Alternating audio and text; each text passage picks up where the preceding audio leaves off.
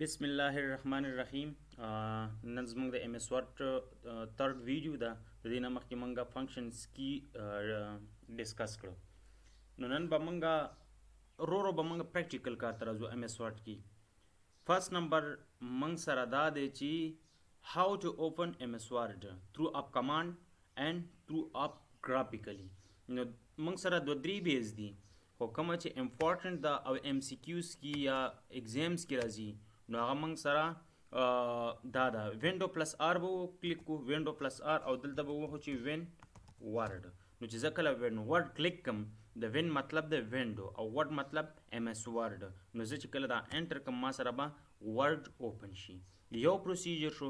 سیکنډ پروسیجر موږ سره دا دی چې زه به ټایپ هیډ ټو سرچ، دلته به ام اس ورډ سرچ کم، ام اس ورډ.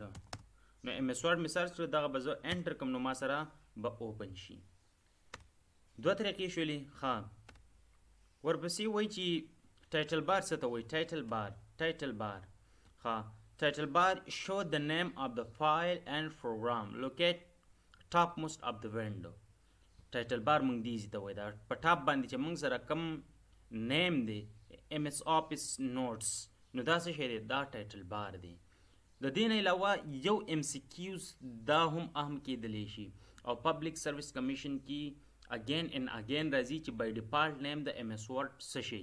نو ډاکومنټ 1 د ام اس ورډ ډیفالت نیم. یعنی کله ګوره ښه ام اس ورډ اوپن کوم، وینډو پلس آر او وین ورډ مې کلیک کړه او دلته زه انټر کوم. نو زه چې کله دا انټر کم بلینک ډاکومنټس، نو دا وګوره ډاکومنټ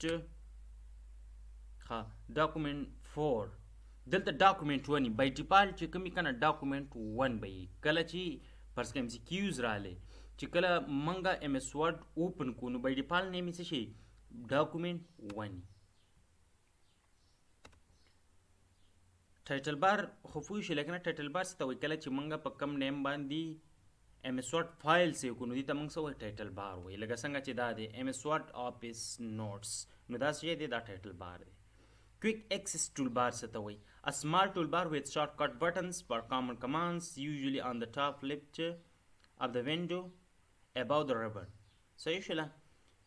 ګوره ښه، کویک access toolbar موږ ته نیم ظاهروي چې کم یو شی موږ اگین اینڈ اگین بار بار یوز کوو، نو دغه کمانډ ته موږ څه وایي؟ کویک access toolbar وایي. خو دغه کمانډ به موږ دلته کې ګرافیکلی شو کوو. یا سپوز که زه یو فایل دی یا یو ډاکومنټ دی، دا زه بار بار سیو کونه غواړم، نو دغه بټن ما دلته ګرافیکلی راوستی ده، نو دغه ته زه څه وایم؟ کویک اکسس ټولبار بټن ده. صحیح شوله؟ یا زه انډو کول غواړم، انډو مطلب زه یو ټیکسټ یا یو ورډ بار بار انډو کونه غواړم، نو زه دلته ګرافیکلی راوستلی شم. یا که زه یو ورډ، یو فایل، یو پیراګراف بار بار پیسټ کونه یا کاپی کونه یا کټ کونه یا ریپلیس کونه غواړم، نو زه دغه کمانډ دلته کې ګرافیکلی راوستلی شم. نو دې ته موږ څه وایي؟ دیزي ته د دیزي نه ونیسه، د دې انډو نه یا د سیو نه دیزي پورې موږ دې ته څه وایي؟ دې ته موږ کویک اکسس ټولبار وایي. صحیح شوله؟ ریبن څه ته وایي؟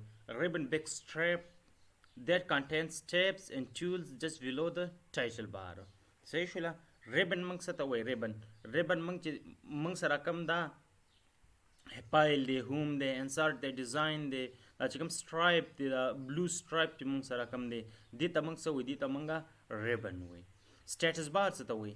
سټیټس بار موږ هغې ته وایي چې موږ ته سټیټس د فایل شو کوي، د ډاکومنټ سټیټس موږ ته شو کوي چې د ډاکومنټ سټیټس موږ سره څه دی.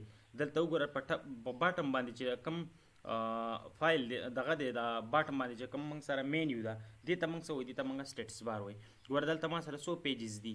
پیج 4 پیجز دي، او زه په کم یو پیج کې ما، زه په سیکنډ نمبر پیج کې ما، او ما سره ټوټل ورډ څومره دي؟ 996 ورډ دي ما سره. صحیح شوله که نه؟ او انګلیش کوم یوز کوم؟ یونایټډ سټیټ یوز کوم یا یونایټډ کینګډم یوز کوم؟ نو زه یونایټډ سټیټ یوز کوم. نو دې ته موږ څه وایي؟ دې ته موږ سټیټس بار وایي. سکرال بار څه ته وایي؟ سکرال بار موږ سره دوه قسمه کېدلی شي، یو اپ ډاوني، یو لیفټ ټو رایټ. صحیح شوله که نه؟ یعنی یو ورټیکلی یو هاریزنټلی. دې ته موږ ورټیکلی وایي. ګوره ښه زه سکرال کوم، دا څه شی شو ورټیکل شو. کله چې زه دا زوم اوټ کم ګوره ته زه دا زوم اوټ کوم څه شو زوم اوټ کنټرول زوم اوټ دلته دا په دې بله ویډیو کې بیا درته وښیم دلته ما سره دا چې کوم زوم اوټ زوم ان بټن ده دا ما سره هایډ شوې ده صحیح شو ده. نو دا و د MS Word 3rd کلاس.